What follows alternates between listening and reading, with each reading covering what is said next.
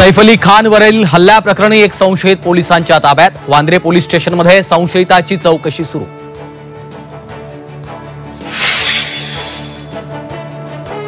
सैफ हल्ल्या प्रकरणातल्या आरोपीचा नवा व्हिडिओ समोर। 1:37 आरोपी इमारतीच्या पायऱ्या चढत असल्याची दृश्य चित्रित।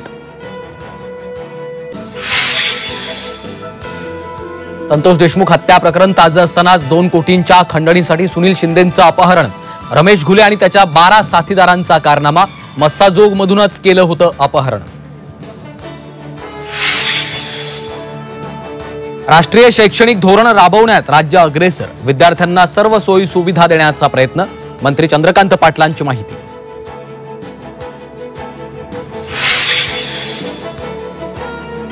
सांगली जिल्ह्यात शक्तीपीठ महामार्गाला शेकापचा तीव्र विरोध। जमीन सर्व्हेसाठी येणाऱ्या अधिकाऱ्यांना थेट विहिरीत फेकून देण्याचा इशारा।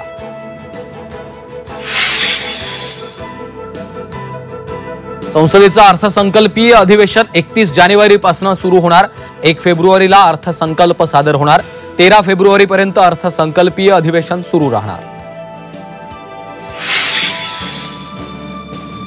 पाकिस्तानचे माजी पंतप्रधान इम्रान खान यांना मोठा धक्का।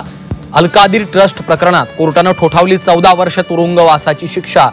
पत्नी बुशरा बेबीलाही 7 वर्षांची शिक्षा।